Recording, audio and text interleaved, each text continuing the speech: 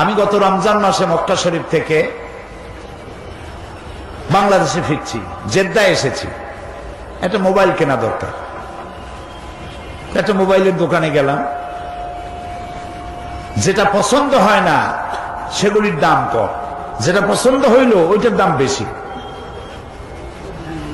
পছন্দ হইল সেটার দাম 1600 রিয়াল। আমি বললাম, ভাই এত পয়সা তো আমার নাই, আমি অন্য দোকান দেখি।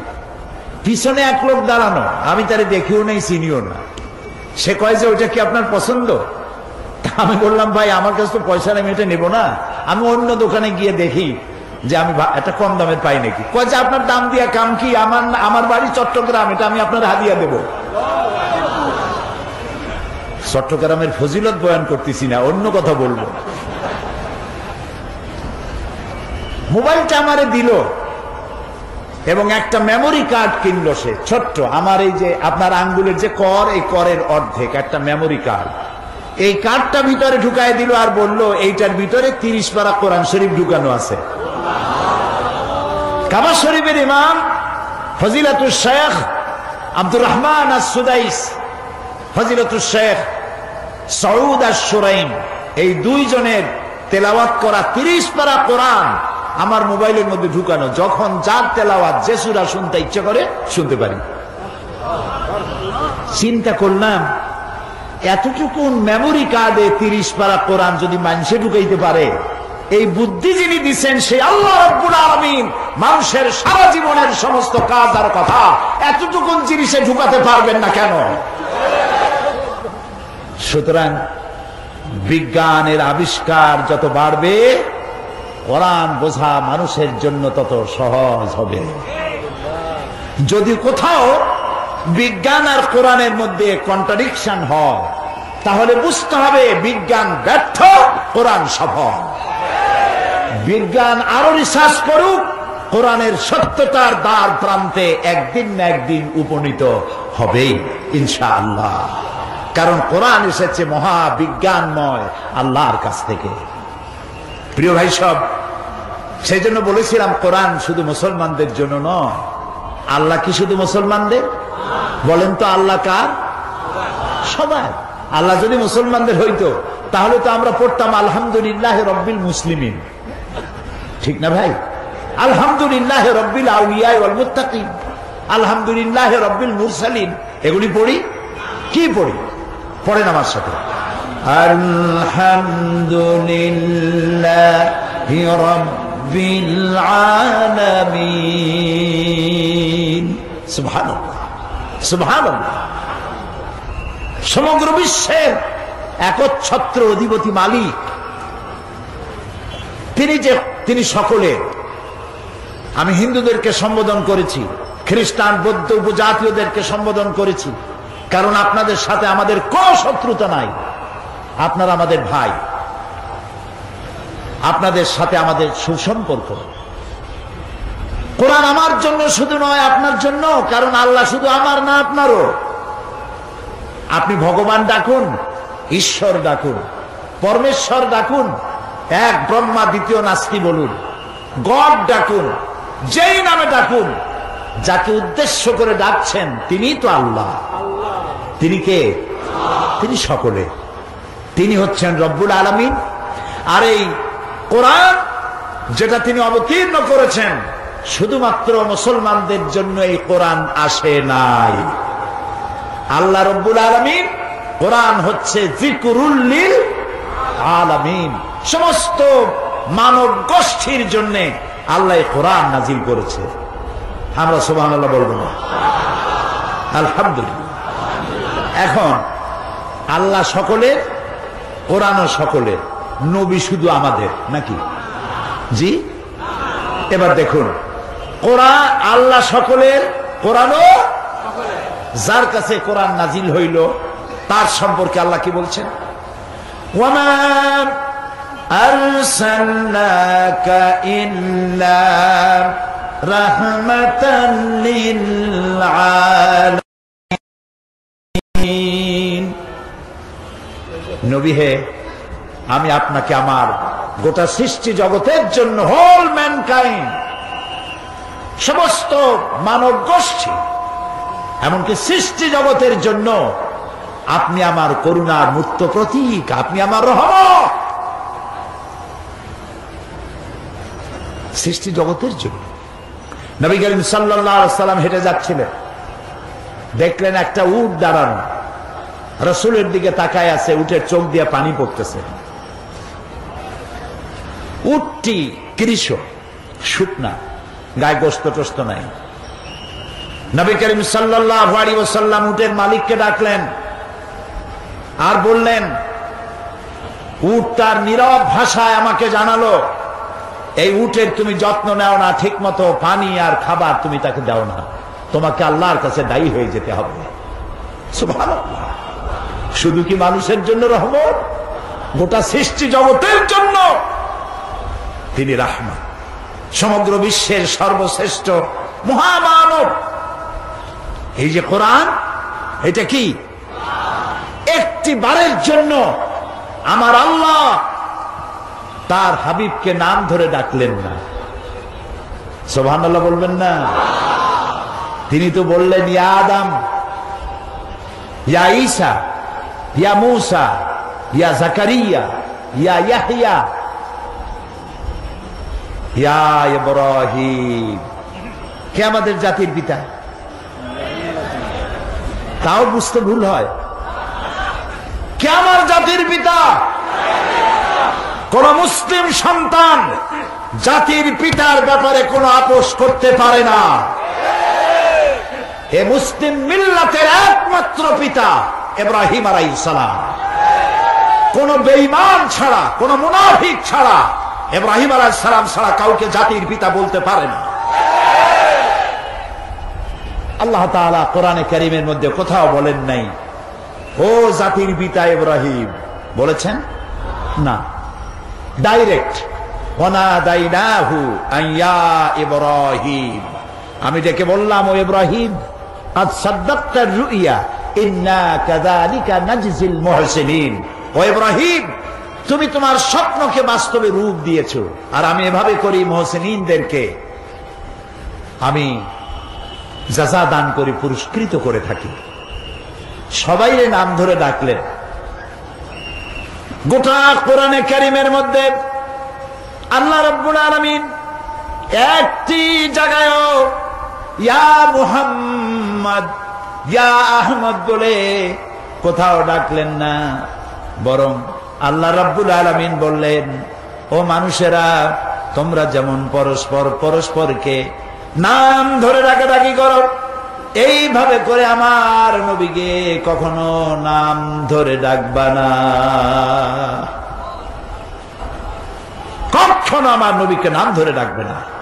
সুবহানাল্লাহ। আল্লাহ তাআলা নিষেধ করে দিলেন। এই যে সর্বশ্রেষ্ঠ নবী, তার জীবন সর্বকালের সমগ্র মানব গোষ্ঠীর জন্য একমাত্র গ্রহণযোগ্য আদর্শ। লাকাদ কানা লাকুম ফি রাসূলিল্লাহি উসওয়াতুন হাসানাহ। একমাত্র তিনিই গ্রহণযোগ্য, তার কাছ থেকে আদর্শ গ্রহণ করো। তার চরিত্রের সার্টিফিকেট দিলেন আল্লাহ তাআলা নিজে, ইন্নাকা লাআলা খুলুকিন আযীম, আপনি উন্নত চরিত্রের উপরে প্রতিষ্ঠিত। তার চরিত্রটাই ছিল কানা খুলুকুহুল কোরআন, তার চরিত্রটা ছিল কোরআন। তিনি ছিলেন চলমান কোরআন। সুবহানাল্লাহ, সুবহানাল্লাহ। যেটা 30 পারা কোরআন, সেটাই রাসূলের 23 বছরের নবুয়তের জীবন। যেটা রাসূলের 23 বছরের নবুয়তের জীবন, সেইটাই 30 পারা কোরআন। মহান আল্লাহ তাআলার পরই তার মর্যাদা, তার থেকে বড় সম্মান মর্যাদার পাত্র আরশের নিচে, ফারশের উপরে, জমিনের উপরে আর কারো নাই।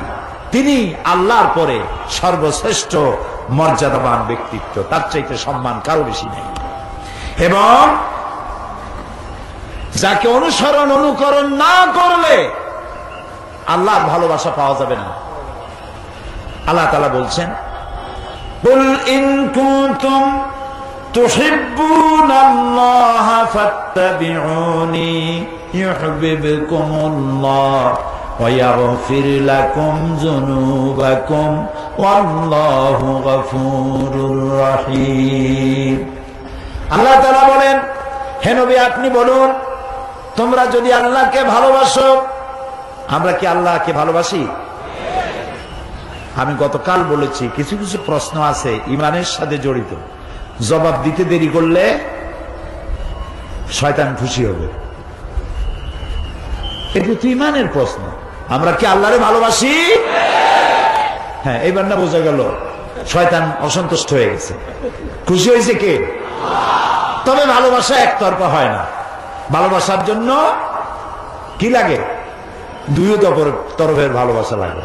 আল্লাহ তাআলা বলছেন যে আমারে যদি ভালোবাসো, আমি তোমাদের ভালোবাসবো, সেজন্য একটা শর্ত আছে। শর্তটা কি? হে রাসূল আপনি বলেন আমার অনুসরণ করো, আমার অনুকরণ করো। যদি মানুষেরা আমাকে ভালোবাসার দাবিদার যারা, তারা যদি হে রাসূল আপনার অনুসরণ অনুকরণ করে, ইউহিব্বুকুমুল্লাহ বলে দেন, আল্লাহ তোমাদের ভালোবাসবে। আর শুধু ভালোবাসবেন না, তোমাদের तमाम জিন্দেগীর সকল গুনাহ খাতাকে আল্লাহ তাআলা মাফ করে দিবেন। ভালোবাসা হচ্ছে, রাসূলকে ভালোবাসা ঈমানের সবথেকে গুরুত্বপূর্ণ বিষয়। যাকে জীবনের চাইতে ভালো না বাসলে মুমিন হওয়া যায় না। লা ইউমিনু আহাদুকুম হাত্তা আকুনা আহাব্বা ইলাইহি মিন ওয়ালিদিহি ওয়া ওয়ালাদিহি ওয়ান নাসি আজমাইন, মুত্তাফাকুন আলাইহি। বুখারী মুসলিমের হাদিস।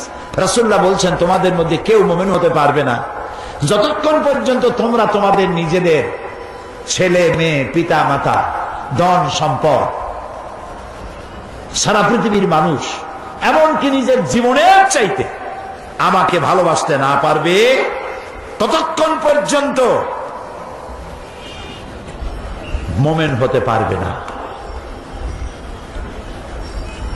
এই যেখানে মুসলমানদের সাথে রাসূলের সম্পর্ক, সেই নবীর আদর্শের সাথে, সেই নবীর অবদানের সাথে, সেই নবীর জীবনে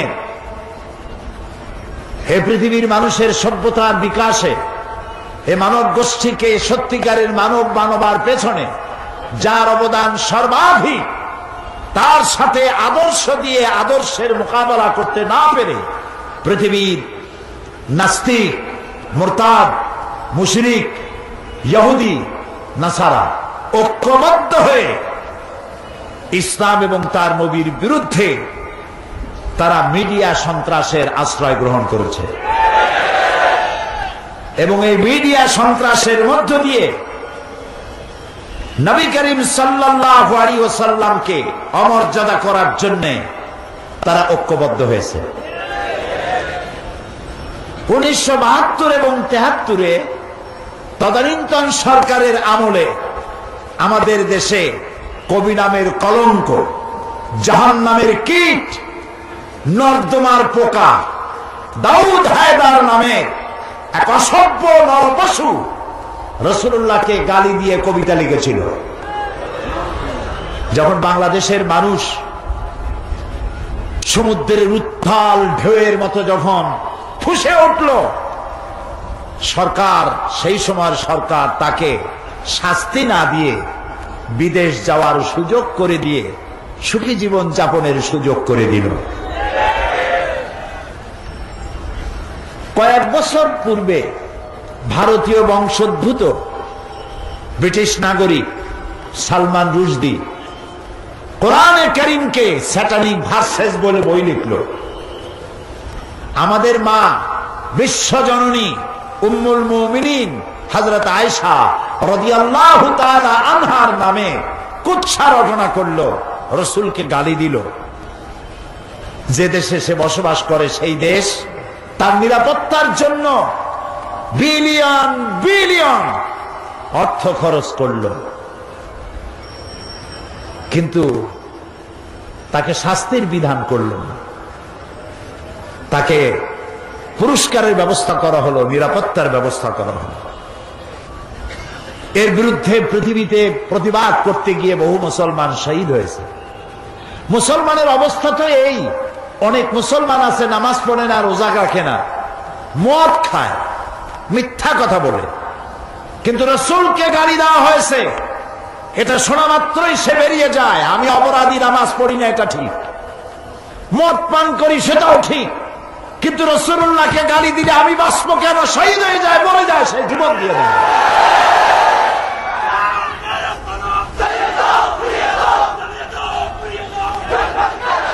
এবার একের পর এক মুসলমানদের ঈমান টেস্ট করা শুরু করেছে ইসলামের বিদ্বেষীরা। এই পৃথিবীর মানচিত্রে একটি দেশের নাম ডেনমার্ক। ডেনমার্কের একটি পত্রিকা নবী করিম সাল্লাল্লাহু আলাইহি ওয়াসাল্লামের ব্যঙ্গচিত্র অঙ্কন করলো, তার মাথার উপরে বোমা আকৃতির একটা পাগড়ি পরায় দিল, নাউযুবিল্লাহ। তার দুই পাশে অর্ধনগ্ন দুইটা মেয়ে লোক দিয়ে দিল, নাউযুবিল্লাহ, নাউযুবিল্লাহ। আমি এদেরকে মানুষ মনে করতে পারি না, কোন অবস্থাতেই মানুষ মনে করতে পারলাম না। আমি দুঃখিত, এরা মানুষ না। যদি কৃতজ্ঞতা বোধ থাকতো তাহলে জানা দরকার ছিল এই পৃথিবীতে মনুষ্যত্বের মর্যাদা দিয়েছেন এক ব্যক্তি, তার নাম মুহাম্মদ সাল্লাল্লাহু আলাইহি ওয়াসাল্লাম। পৃথিবীর মানুষকে সভ্য বানিয়েছেন, ভদ্র বানিয়েছেন, নারীর মর্যাদা দিয়েছেন, শ্রমিকের অধিকার দিয়েছেন, শিশুর অধিকার দিয়েছেন, সাদা এবং কালো মানুষের পর্বতসম বৈষম্য দূরীভূত করে একই সমান্তরালে এনে দিয়েছেন। গোটা বিশ্ব, সমগ্র বিশ্বের মানব গোষ্ঠী যদি তার কলিজা বুক থেকে নিজেরা নিজে ছিঁড়ে রাসূলের কদমের উপরে রেখে দেয়, রাসূল পৃথিবীকে যে ঋণী করেছেন সেই ঋণ শোধ হবে না। বিশ্ব মানবতার মহানবীর এই ব্যঙ্গচিত্র ফুঁসে উঠল পৃথিবী, গর্জে উঠল মুসলিম উম্মাহ। কোনো বিচার পাওয়া গেল না। যেখানে এটা বন্ধ করে দেওয়ার কথা ছিল, বন্ধ না করে Italy, Germany, France, Bulgaria, Belgium, যুক্তরাষ্ট্র, ইটালি, বিভিন্ন দেশে নবী করিম সাল্লাল্লাহু আলাইহি ওয়াসাল্লামের ব্যঙ্গচিত্র, ব্যঙ্গ কার্টুন আঁকাইয়া পৃথিবীর 150 কোটি মুসলমানের কলিজায় আগুন লাগাইয়া দিল।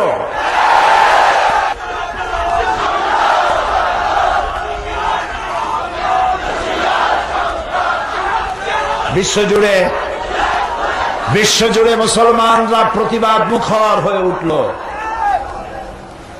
শহীদ হলো আফগানের 17 জন মুসলমান, শহীদ হলো নাইজেরিয়ার 11 জন মুসলমান, শহীদ হলো ইটালির 16 জন মুসলমান। পৃথিবীর বিভিন্ন জায়গায় মুসলমানেরা শহীদ হচ্ছে। হোয়াইট হাউস এবং জাতিসংঘ থেকে বলা হলো কিং আব্দুল্লাহকে, সৌদি আরবের বাদশাহ কিং আব্দুল্লাহকে, তারা বলল মুসলমানরা বাড়াবাড়ি করতেছে, তাদেরকে শান্ত হতে বলেন, তারা যেন শান্ত হয়, বাড়াবাড়ি যেন না করে। এটা নাকি বাড়াবাড়ি। গতকাল আমি শেরটা পড়েছিলাম, ও কতল ভি করতে চর্চা नहीं होता, हम आह भी करते বদনাম হো যাতা। ও যদি মানুষও হত্যা করে তা নিয়ে কোনো পর্যালোচনা সমালোচনা হয় না, কিন্তু আমি তীরের আঘাতে, বোমার আঘাতে জর্জরিত হয়ে কষ্ট পেয়ে যদি আহ শব্দ বলি, বদনাম হয়ে যায়। তুই আহ করলি কেন? আমি আহ করতে পারবো না। দুনিয়া জুড়ে এ আগুন নিবাবার ব্যবস্থা হলো না, বরং তাদের তো উচিত ছিল, হোয়াইট হাউস থেকে এবং জাতিসংঘ থেকে উচিত ছিল ডেনমার্ককে বলা, ডেনমার্ক এর প্রধানমন্ত্রী তিনি যেন পৃথিবীর মুসলমানদের কাছে নিঃশর্তভাবে করজোড়ে ক্ষমা চায়, এবং যেসব দেশ তাদের পত্রিকায় বিশ্বনবী মুহাম্মদ সাল্লাল্লাহু আলাইহি ওয়াসাল্লামের ব্যঙ্গচিত্র এঁকেছে, তারা যেন তাদের দেশের প্রচলিত আইন দিয়ে এই পত্রিকাগুলির ব্যাপারে আইনগত ব্যবস্থা নেয়। সেটা করা হলো না। আমাদের প্রতিবাদ থামবে না, আমাদের প্রতিবাদ চলতেই থাকবে। অতদিন চলতে থাকবে যতদিন পর্যন্ত ডেনমার্কের কুলাঙ্গার পত্রিকা মানুষ নামের অযোগ্য কলঙ্ক নরপশু সে দেশের সরকার যতদিন পর্যন্ত মুসলমানদের কাছে ক্ষমা না চাইবে এবং পত্রিকার বিরুদ্ধে শাস্তিমূলক ব্যবস্থা না নিবে, পৃথিবীর মুসলমানেরা ঘরে বসে থাকতে পারে না।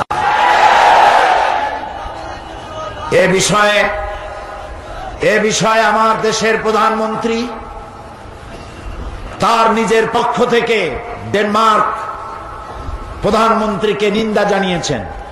জোটের পক্ষ থেকে, সরকারের পক্ষ থেকে, দেশের 15 কোটি মানুষের পক্ষ থেকে তীব্র নিন্দা এবং ধিক্কার জানিয়েছেন দেশের প্রধানমন্ত্রী।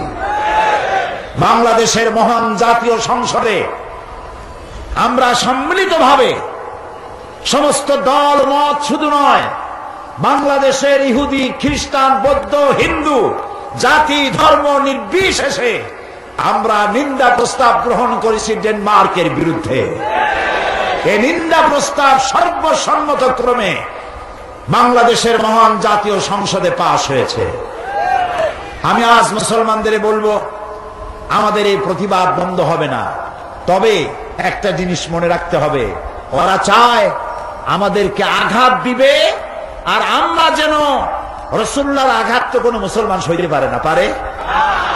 মুসলমান তার সামনে তার বিবি, তার বাচ্চা জবাই হোক সহ্য হইতে পারে, কিন্তু রাসূলুল্লাহকে গালি দিলে মুসলমানের সহ্য হয় না।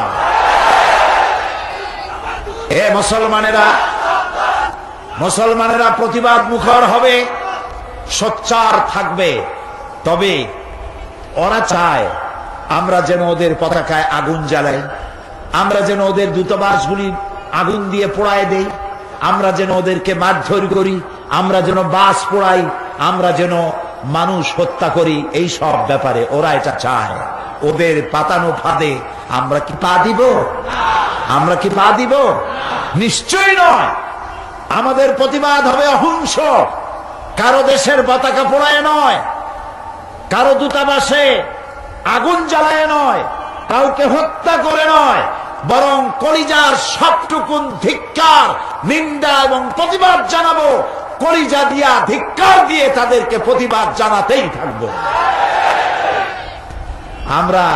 ওরা আমাদেরকে সন্ত্রাসী জাতি হিসাবে চিন্তা পরিচিত করাবার জন্য হাজারো চেষ্টা করছে। এই চেষ্টায় আমরা পাও দেব না। আল্লাহ যেন আমাদেরকে সেই ধৈর্য ধরার তৌফিক দান করেন। আমরা বলি আমিন, আমরা সবাই বলি আমিন। আমরা ড্যানিশ কন্ডেন্স মিল্ক না খাইলে মরে যাব। আজকে শপথ হোক, ডেনমার্কের কোন জিনিস আমরা কিনবো না, হারাম।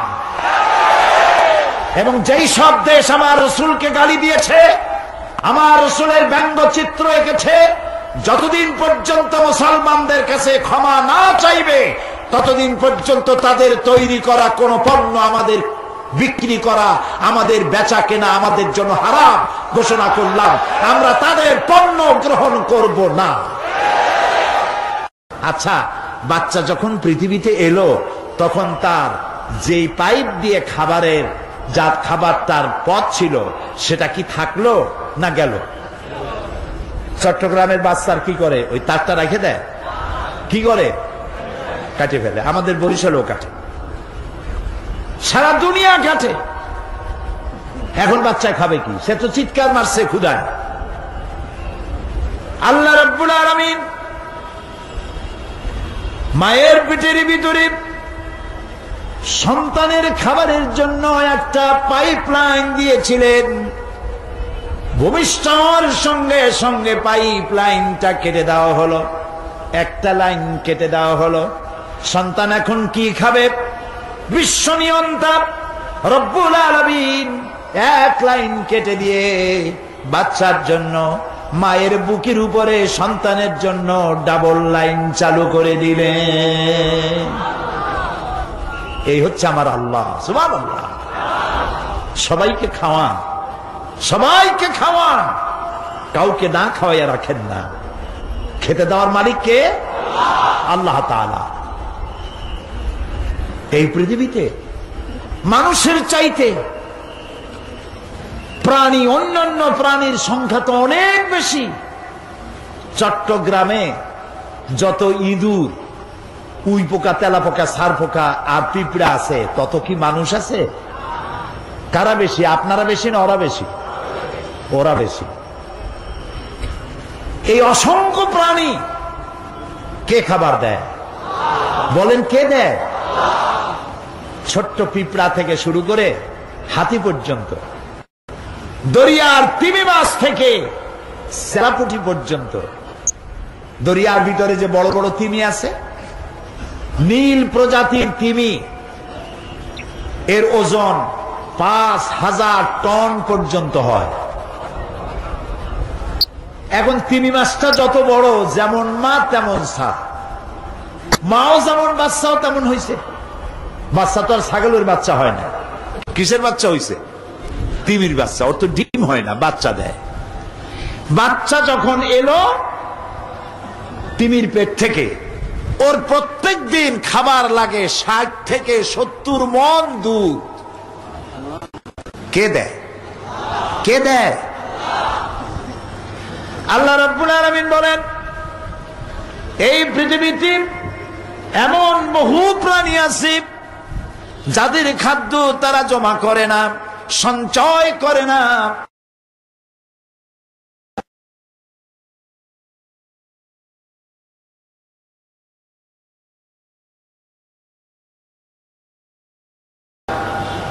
কিন্তু কোন প্রাণী ব্যাংকে কিছু জমা নাই। আজ সকালে যা খেলো, কাল সকালে কি খাবে তার জানা নাই। এ ধরনের অসংখ্য প্রাণী, পিঁপড়া থেকে শুরু করে হাতি, গন্ডার, ছোট্ট পাখি থেকে শুরু করে ঈগল পাখি, কাসকি মাছ থেকে শুরু করে তিমি মাছ পর্যন্ত, কেঁচো থেকে শুরু করে বড় বড় অজগর পর্যন্ত, সমস্ত প্রাণীগুলো সকালবেলায় খালি পেটে যার যার বাসা থেকে, যার যার এলাকা থেকে বেরিয়ে চলে যায়, মহাশূন্যে ওড়ে, জঙ্গলে বেড়ায় আর সমুদ্রে সাঁতরায়। আল্লাহ তাআলা বলেন, সন্ধ্যা আসতে না আসতে সমস্ত প্রাণীগুলির পেট ভরাইয়া আমি যার যার ঘরে ফিরাইয়া দেই। ওয়ামা মিন দাব্বাতিন ফিল আরদি ইল্লা আলাল্লাহি রিজকুহা। এই পৃথিবীতে এমন কোন বিচরণশীল জীব নাই যার রিস্কের দায়িত্ব আমি আল্লাহ পালন করি নাই। সকলকে এই রিস্কের দায়িত্ব আমি পালন করি। আবহমান কাল থেকে এই পৃথিবীতে দুই শ্রেণীর লোক, ধনী আর গরিব। বলেন কি? ধনী আর গরিব, এই দুই শ্রেণীর লোক। আদিকাল থেকেই মানুষ দারিদ্র্যের বঞ্চনা থেকে মুক্তি লাভের জন্য মন গড়া ধর্ম, নিজস্ব চিন্তার মতবাদ নিয়ে বহু চেষ্টা করেছে। কিন্তু মানবতার অর্থনৈতিক কল্যাণ, গরিব এবং দুঃখী মানুষের কল্যাণ সাধনে আসমানি বিধানের মতো সুন্দর ব্যবস্থা পৃথিবীতে কেউ দিতে পারে নাই। সমাজতন্ত্র নিজের দেশেই আত্মহত্যা করেছে। আমার দেশে এখনো কিছু কিছু বদ্ধ পাগল কই যে এই দেশে আমরা একদিন সমাজতন্ত্র কায়েম করি, ছাড়বো। আমি বলি, ভাই, কর্ণফুলী, কুশিয়ারা, মেঘনার সুরমা নদীতে যদি সমুদ্র কাছে, সমুদ্রেই যদি ভাটি লাগে, তাহলে কর্ণফুলী, মেঘনা, কুশিয়ারা, বনু আর সুরমা নদীতে জোয়ার আসবে না। সমুদ্রে যদি ভাটি লাগে, তোমার সমাজতন্ত্রের জন্মস্থানেই সমাজ। আমি দেখতে চাইলাম শয়তানটা কই। 40 পাউন্ড মিশরীয় পয়সা লাগলো জাদুঘরে ঢুকতে। আমরা ঢুকতেছি, ঢুকে দেখলাম শয়তান কই, গুড়ি সব জায়গায়, বিশাল জাদুঘর। জিজ্ঞেস করলাম আসলটা কই? বলল যে তিনি দোতলায় আরাম ফরমাচ্ছেন। ওনারে দেখতে হলে আরো 40 পাউন্ড দেওয়া লাগবে। তো চিন্তা করলাম এটা কি অপচয় হয় নাকি? পরে দেখলাম আল্লাহ তাআলাই তো বলেছেন, কুল সিরু ফিল আরদ ফানজুর কাইফা কানা আকিবাতুল মুকাজ্জিবিন। আমার দুনিয়া ধরো আর আমার সত্যের অস্বীকারীরা তাদের পরিণতি আমি কি করেছি চোখ দিয়ে দেখো। তো আল্লাহই তো কইছে দেখতে, যাই দেখে আসি। যাই দেখলাম গ্লাসের বক্সের ভিতরে মিস্টার ফেরাউন চিতই শুয়ে রয়েছে। জীবনে তো শয়তান দেখি নাই, আমার মনে হয়েছিল শয়তান যদি দেখতাম মনে হয় এইরকমই হইতো। চোখ দুইটা এখনো আছে, মাথায় কয়েক গাছে চুলও আছে, হাতের নখও কয়েকটা আছে, গলাটা এরকম চিকন, বডিটা কাপড় দিয়া জড়ানো। আহারে ফেরাউন, কি জ্বালান জ্বালাইছ। মুসা আলাইহিস সালাম অনেক সময় তাকায় দেখলাম, আমার মন ফিরে গেল 3500 বছর আগের কোরআনের পাতায়, ইতিহাসের পাতায়। এই ফেরাউন মুসা আলাইহিস সালামকে তাড়া করেছে। মুসা আলাইহিস সালাম সাগর তীরে বসে আছেন। সাথীরা বললেন, ইয়া মুসা ইন্না লামুদরাকুন, আমরা তো পাকড়াও হয়ে গেলাম। সালাসে আক্রমণ 3 দিক থেকে আমাদেরকে ঘেরাও করেছে, পালাবার তো রাস্তা নাই। মুসা আলাইহিস সালাম বললেন, কাল্লা, কখনো নয়, কখনো নয়, রব্বি সায়াহদিন, অবশ্যই আমার আল্লাহ আমার পথ বের করে দিবেন। সুবহানাল্লাহ, তো আসতে কইলেন। এর নাম নবীর ঈমান। আপনারা কি ভয় পান? কত দলে জোট বানাইলো, এটা ভয় পাওয়ার কোন কারণ নয়। মুসলমানদের জন্য আল্লাহ তাআলা যথেষ্ট। আলাইসাল্লাহু বিকাফিন আবদা, আল্লাহ তাআলা বলছেন আমি আমার বান্দার জন্য যথেষ্ট নই। আরে বেটারা কও, অবশ্যই যথেষ্ট। আবার জোরে বলো। মুসা আলাইহিস সালাম বললেন, ভয় পাইও না, আমি যার গোলামি করি তিনি আমারে পথ করে দেবেন। মুসা আলাইহিস সালাম লক্ষ্য করলেন, হঠাৎ করে সামনের দিকে দরিয়া ফাঁক হয়ে গেছে, পানি প্রাচীর হয়ে গেছে, মাঝখান দিয়ে রাস্তা তৈরি হয়ে গেছে সাগরের মধ্য দিয়া।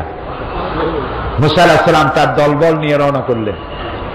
মাঝখানে এসেছেন ফেরাউন তার দলবল নিয়ে। দরিয়ার পাশে এসে দেখে, মাশাআল্লাহ, এ তো গ্র্যান্ড ট্রাঙ্ক রোড। ও মনে করছে ওর বাজানে তৈরি করে রাস্তা। দলবল নিয়ে ঢুকলো। ও যখন মাঝখানে, আল্লাহ মুসা আলাইহিস সালাম উঠাই দিয়েছেন ওপার, ঠিক জায়গা মতো গেছে। ইন্না বাতশা রাব্বিকা লাশাদীদ, এবার পাকড়াও এসে গেছে। আল্লাহ তাআলা বললেন, পানি বন্ধ কর, রাস্তা বন্ধ কর। আল্লাহর কি এত কথা বলার দরকার আছে? না। কি বলছিল? দুইটা অক্ষরের মালিক, কাফ আর নুন। কুন, দেন দেয়ার হয়ে যায়। হায়াকুন, ইনফিনিট পাওয়ার, সীমাহীন শক্তির মালিক, যা খুশি তাই করেন। আল্লাহর কসম, দুনিয়ার মুসলমানেরা যদি আল্লাহকে এই পাওয়ার হিসাবে বিশ্বাস করে, পৃথিবীর কোন শক্তি মুসলমানদেরকে প্রধানত করতে পারবে না।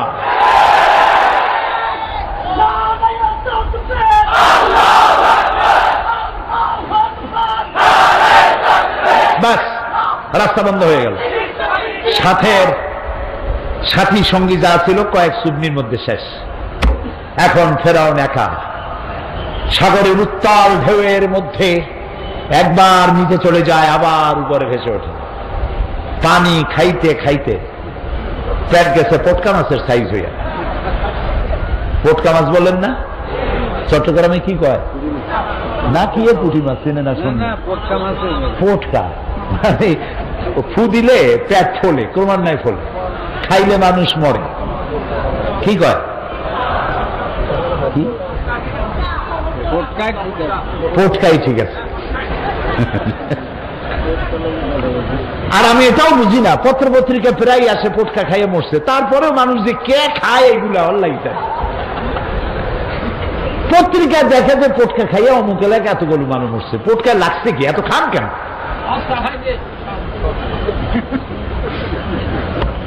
সস্তা পাইনি খাইতে হবে। আচ্ছা যাই হোক, ফেরাউন দেখলো আর তো উপায় নাই। ফেরাউন বলছে আমানতু আন্নাহু লা ইলাহা ইল্লাল্লাযী আমানাত বিহি বানু ইসরাঈল। ও আল্লাহ, আমি ঈমান আনলাম ওই ইলাহের উপরে যার উপরে ঈমান এনেছে বনি ইসরাইলেরা। আল্লাহরে বুঝাইতেছে যে তুমি যদি না বোঝো তাহলে তুমি এভাবে বোঝো যে বনি ইসরাইলেরা যে আল্লাহর উপর ঈমান আনছে আমি কিন্তু সেই আল্লাহর উপর ঈমান আনছি। ও আনা মিনাল মুসলিমিন, আর আমি তো মুসলমান আল্লাহ, এরপরেও তুমি আবার চুবাও কে?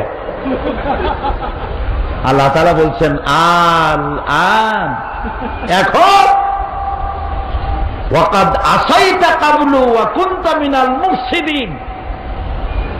দেখেন আল্লাহ তাআলার বাচন ভঙ্গি কি সুন্দর। ফেরাউন বলতেছে আনা মিনাল মুসলিমিন, আমি হলাম মুসলমানদের একজন।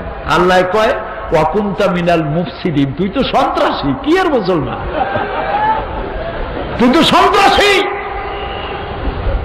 সারাটা জীবন আমার নবীকে জ্বালাইছো, আমার গোলামদেরকে জ্বালাইছো। বেটা তোরে আজ আমি ছাড়বো না, তোরে মারবো, তুই মরবি, তবে তো শরীরটা বাঁচাবো। আলিয়াউমা নুনাজ্জিকা বিবাদানিক, আমি তো শরীরটারে বাঁচায় দেব। পানিতে নষ্ট হবে না, জলচর প্রাণীরা খাবে না, মাটিতে নষ্ট হবে না, পোকা মাকড়ে খাবে না। আমি তোরে শুটকি বানাইয়া রাখবো কিয়ামত পর্যন্ত, যাতে পৃথিবীর সব স্বৈরাচারেরা তোরে দেখে যেন শিক্ষা নিতে পারে। ওই আল্লাহ আছে না নাই? আরো জোরে বলো, সেই আল্লাহই আছে। বর্তমানে নব্য ফেরাউন, নব্য নমরুদ, পৃথিবীর নতুন নতুন স্বৈরাচার যারা হবে, আল্লাহ তাদের ইন্তেকাম নেওয়ার জন্য আমার আল্লাহ যথেষ্ট। ঠিক না? প্রিয় ভাই সব, চলুন মিশর থেকে ফিরে আসি বাংলাদেশে। আবার সময় হলে সেখানকার কথা আরো শোনাবো ইনশাআল্লাহ। বলতেছিলাম যে আল্লাহ রাব্বুল আলামিন, আল্লাহ রাব্বুল আলামিন এই পৃথিবীর মানুষগুলিকে ধনী এবং দরিদ্র দুই ভাগে ভাগ করেছেন।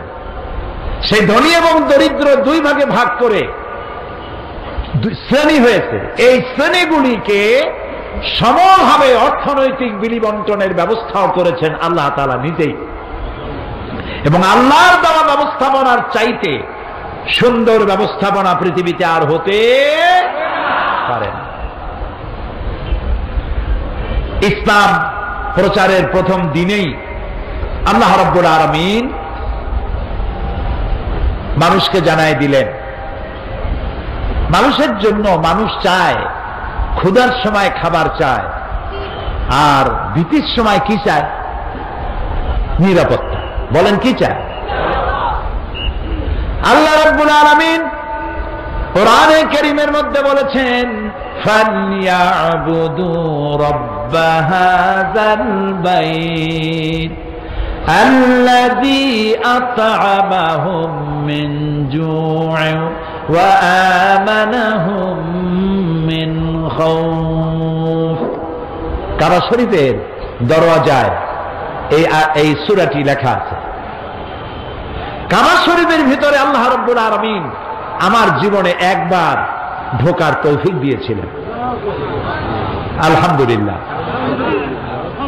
আমার চোখের সামনে অনেক রাজা বাদশাহ আমার চোখের সামনে ঢুকছে। জীবনে বহুবার আল্লাহ নিয়েছেন। বাইরে দাঁড়াই এতিমের মতো কাঁদছি যে আল্লাহ এই ঘরটার মধ্যে যদি একবার ঢুকতে পারতাম। কুয়েত এবং ইরাকে যেবার যুদ্ধ বাঁধল, সেই যুদ্ধের মীমাংসা বৈঠক আহ্বান করলেন বাদশাহ ফাহাদ। তাতে পৃথিবী থেকে 400 মেহমানদেরকে দাওয়াত দিলেন মীমাংসা বৈঠকে। কেমনে কেমনে আমার মতো একটা ভাঙ্গা ছেড়া মানুষও দাওয়াত পাইল। আমি তখন যখন প্লেনে উঠেছি তখন আমার মনের মধ্যে একটা চিন্তা হলো, সারা জীবন যে আশাটা করতেছিলাম আল্লাহ যদি এইবার এটা পুরো করতেন। আমাদেরকে হোটেলে নিয়ে জায়গা দেওয়া হলো, এশার নামাজের পর একটা ব্রিফ কেস দিল সমস্ত মেহমানদেরকে। ব্রিফ কেসের ভিতরে কাবা শরীফের গেলাপ পাইলাম, আতর পাইলাম, জায়নামাজ পাইলাম, আর পেলাম অনুষ্ঠান সূচি। অনুষ্ঠান সূচিতে লেখা 3 দিনের সমাপনী দিবস, 3 দিন কনফারেন্সের শেষ দিন, ওটা বৃহস্পতিবার দিবাগত রাত, শুক্রবার সকাল 7:30টায় মেহমানদের জন্য কাবা শরীফের দরজা খুলে দেওয়া হবে। আমি তো পড়িয়া আমার চোখে তখন পানি এসে গেছে। বৃহস্পতিবার রাত্রে সকালের অপেক্ষা আর করিনি, গোসল করে নতুন কাপড় চোপড় পরে সারা রাত তাওয়াফ করেছি, নামাজ পড়েছি, সকালের অপেক্ষা করেছি। ফজরের নামাজের পরই আর্মি এসে ঘিরে ফেলেছে কাবা শরীফ। যারা ভেতরে তাওয়াফ করতেছিল তারা বেরিয়ে গেল, মাতাফের কিছু জায়গা তারা আটকে ফেললো, বাইরের থেকে তাওয়াফ হবে। কাবা শরীফের পাশটা খালি। প্লেনে ওঠার মতো বিরাট সিঁড়ি এসে হাজির হয়ে গেল। আমি তো সারা রাত থেকে তৈরি, আমার চিন্তা আমি আগে উঠব, কিন্তু পারলাম না। তৎকালীন আজাদ কাশ্মীরের প্রেসিডেন্ট সর্দার আব্দুল কাইয়ুম উঠে পড়লেন আগে। 2 নম্বরে উঠলেন রাশিয়া এবং আফগানের যুদ্ধের নেতৃত্ব দিয়েছিলেন আব্দুর রব আস-সাইয়াফ আর-রাসূল। তিনি আফগান মুক্তিযুদ্ধের সর্বাধিনায়ক, তিনি উঠলেন। 3 নম্বরে আল্লাহ তার গোলামকে চান্স করে দিলেন। ভিতরে ঢুকে তখন তো আর কাবা একদিকে নাই, চারদিকে কাবা, চারদিকে দুরাকাত নামাজ পড়ে আল্লাহর ঘরের মাঝখানে সেজদায় পড়ে গেলাম। প্রায় আধা ঘন্টা জনমের মতো কাঁদলাম, যা মনে আসলো বলতে থাকলাম। হঠাৎ আমার মনে চিন্তা আসলো, আমি বুঝি অন্যান্য মেহমানদের উপরে জুলুম করতেছি, কারণ এই ঘরের মধ্যে 20-22 জনের বেশি লোক ধরে না। তা আমরা যত দেরি করবো তাদের উঠতে তত দেরি হবে। তাড়াতাড়ি উঠলাম। আমি দাঁড়িয়ে দেখি আমার পাশে দাঁড়ানো রাজশাহী বিশ্ববিদ্যালয়ের প্রাক্তন ভাইস চ্যান্সেলর মরহুম ডক্টর M.A. বারী। বুড়া মানুষ, সাদা দাড়ি, চোখ দিয়া বদনার নালের মতো পানি পড়ছে, দাড়ি ভিজে ভিজে পড়ছে। আমাকে আঙ্গুল দিয়ে দেখালেন কাবার দরজার দিকে। আমার চোখ গিয়ে পড়লো কাবার দরজার উপরে, যেখানে উনি আঙ্গুল দিয়ে দেখালেন সেখানে লেখা আছে ওয়াকালা রাব্বুকুম উদউনি আস্তাজিব লাকুম। তোমার রব তোমাকে বলছে আমারে ডাকো, আমি ডাকের সাড়া দেব। আমি আবারও কাঁদলাম, আল্লাহ আমার কাম আমি করছি, এবার জবাব দেওয়ার মালিক তো তুমি। আল্লাহুম্মা লা তারুদ্দানা খাইবিন। ওর নিচেই দেখি লেখা সূরা কুরাইশ, ফালিয়াবুদু, পুরা সূরা লেখা ফালিয়াবুদু রাব্বা হাযাল বাইত। আমার কাছে মনে হলো যেন আল্লাহ তাআলা কুরাইশদের হাত ধরে বলতেছেন, বেটারা ক্ষুধার সময় যদি খাবার চাও আর ভীতির সময় যদি নিরাপত্তা চাও, ফালিয়াবুদু রাব্বা হাযাল বাইত, এই ঘরের মালিকের ইবাদত কর। কোন ঘর? বাইতুল্লাহ। কি হবে? আল্লাযী আত'আমাহুম মিন জু'ইন ওয়া আমানাহুম মিন খাউফ। এই ঘরের মালিকের ইবাদত যদি করো তাহলে তিনি তোমার ক্ষুধার সময় খাবার দিবেন আর ভীতির সময় নিরাপত্তা দান করবেন।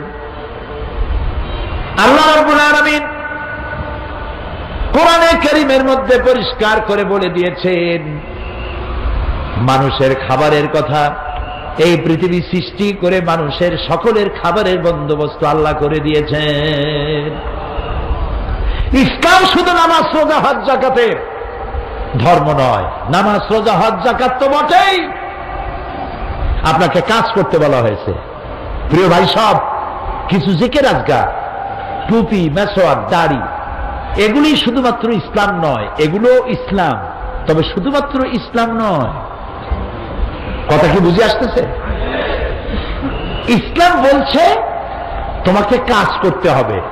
ফাইদা কুদিয়াতিস সালাত ফান্তাশিরু ফিল আরদ, যখন নামাজ পড়া হয়ে গেল আর বসে থেকো না, বেরিয়ে যাও। কে বলতেছেন? এ মাহফিলে যদি কোনো অফিসার থাকেন, অফিসারদেরকে বলবো বেলা 1টার সময় নামাজ পড়ার জন্য আপনি মসজিদে চলে যান, নামাজ পড়ুন, ফরজ আর সুন্নত। জোহরের নামাজে নফল পড়বেন না, কারণ নফল পড়লে, তসবিহ তেলাওয়াত করলে যে সময়টুকু নষ্ট করবেন, বেতন পুরোপুরি নেবেন, বেতন হালাল হবে না। সুস্থ অবস্থায় মেডিকেল সার্টিফিকেট নিয়ে কোন জায়গায় আখিরি মুনাজাতের জন্য যাবেন, বেতনটা হালাল হবে না। অর্থাৎ ফাঁকি দিতে পারবেন না। আখিরি মুনাজাত তো এখানেও হয়, উল্টো পাল্টা বুঝবেন না। ফাইদা কুদিয়াতিস সালাত ফান্তাশিরু ফিল আরদ, আল্লাহ তাআলা বলছেন নামাজ শেষ হয়েছে, বাইরে যাও। কোথায় যাও? আমার জমিনে ছড়িয়ে পড়ো, খেতে যাও, খামারে যাও, অফিসে যাও, আদালতে যাও, কলে যাও, কারখানায় যাও, কাজ করে খাও। ওয়াবতাগু মিন ফাদলিল্লাহ, আর আমার অনুগ্রহ অনুসন্ধান করো। আমি যত রুজি ছড়ায় রাখছি এগুলি রোজগার করো, এগুলি কামাই করো। সুবহানাল্লাহ। ইসলাম কাজের কথা বলে, কাজ করে খাও। পৃথিবীতে একজন নবী নাই যিনি কাজ করে খান নাই। আজকে ইমামদের একটা সম্মেলনে আমি এই বক্তব্য রেখেছিলাম, জিজ্ঞেস করেছিলাম যে একজন নবীর নাম বলেন যিনি উম্মতের হাদিয়ার উপরে তার রিজেক, তার পরিবার নির্ভর করত। উম্মতেরা হাদিয়া না দিলে নবী আজকে না খেয়ে থাকবে। এইরকম কোন নবীর দুরবস্থা ছিল? বলেন আমাকে, নাম বলেন। পারবেন? পারবেন? আদম আলাইহিস সালাম কৃষি কাজ করতেন, ইদ্রিস আলাইহিস সালাম জমিন চাষ করতেন, দাউদ আলাইহিস সালাম কর্মকার ছিলেন, লোহার অস্ত্রপাতি, খন্তা, শাবল, দা, বটি থেকে শুরু করে সব বানাইতেন। সব নবী কাজ করেছে। রাসূল করিম সাল্লাল্লাহু আলাইহি ওয়াসাল্লাম ব্যবসা করেছেন, ছাগলের রাখালগিরি করেছেন, সমস্ত আইম্মায়ে মুজতাহিদিন কাজ করেছেন। রাসূলুল্লাহ বলেছেন এই হাতের চাইতে এই হাতের দাম বেশি। এই হাতটা কি? ভিক্ষা। এই হাতটা কি? এই হাতটা কি? দেওয়া। রাসূল বলেছেন এইটার দাম বেশি। সুবহানাল্লাহ। কর তো এইটা আপনি দিবেন কি করে যদি আপনি রোজগার না করেন? আর আল্লাহ তাআলা বলেছেন আমি রুজিতে বরকত দিয়ে দেব। তিজারত করো, ব্যবসা করো, রুজিতে বরকত দেব। সুবহানাল্লাহ। কর কাজ করে খাও। কাজের জন্য জমিন ছেড়ে দেওয়া হয়েছে, তবে কাজ করতে গিয়ে উযকুরুল্লাহ যিকরান কাসীরা, বেশি বেশি আমার জিকির করিও। যখন কাজ করতে যাবা কি করবা? জিকির করবা। সেই জিকিরটা কি? আপনি অফিসে কাজ করতেছেন আল্লাহু আল্লাহু, জমিনে চাষ করতেছেন আল্লাহু আল্লাহু না। এই জিকির মানে হলো স্মরণ। তুমি নামাজ পড়ে অফিসে গেছো, আমি যদি, এই জিকির মানে স্মরণ। আমি আল্লাহ যেন তোমার মাথায় থাকি, তোমার ব্রেনে থাকি, তোমার মনে থাকি। যদি তাই থাকি তাহলে তুমি কলমের খোসা দিয়া তোমার অধীনস্থ ব্যক্তির চাকরি নষ্ট করতে পারবা না। চাকরির সময় আমি যদি তোমার দিমাগে থাকি, সরকারের টাকা কলমের খোঁচা দিয়া পকেটস্থ করতে পারবা না। টিয়ারের গম আর কাবিখার গম জন্মের খাওয়া খাইতে পারবা না।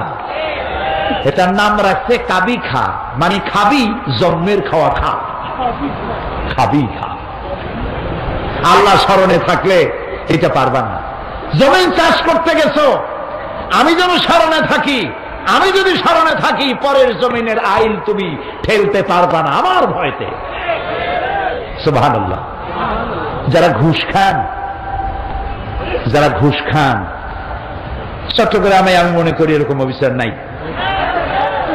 যারা ঘুষ খান তারা জিজ্ঞেস করি কি খাইতেছেন, কি খান? আহারে, মানুষের পিঠের উপরে পিস্তল ঠেকাইয়া তার কাছ থেকে টাকা আদায় করার নাম যদি সন্ত্রাস, সন্ত্রাসী তৎপরতা হয়, তাহলে অফিসিয়াল ফাইল আটকায়া মানুষের কাছ থেকে ঘুষ আদায় করা এর থেকে মারাত্মক সন্ত্রাসী তৎপরতা। অশিক্ষিত নিরক্ষর ভিক্ষুক প্রতিবন্ধী যদি মানুষের কাছ থেকে হাত পেতে খয়রাত নেয়, এটার নাম যদি ভিক্ষা হয়, তাহলে শিক্ষিত মানুষ সরকারের চেয়ারে বসে আনডিউ ফেভার যদি আপনার মক্কেলের কাছ থেকে ঘুষের টাকা নেন, তাহলে মূর্খ অন্ধ কানা পঙ্গু লোকের ভিক্ষার চাইতে এটি আরো মারাত্মক ভিক্ষা। শান্তি পাবেন না, শান্তি পাবেন না। বহু টাকা ঘুষ খাইছেন, ঘুম হবে না, ঘুম হবে না। মনের মধ্যে সব চিন্তা, হায় হায় কোন সর্বনাশ, কোন ফাঁক দিয়া বন্দুকের গুলি আইসে আমার বুকটারে জাদরা করে দেয়।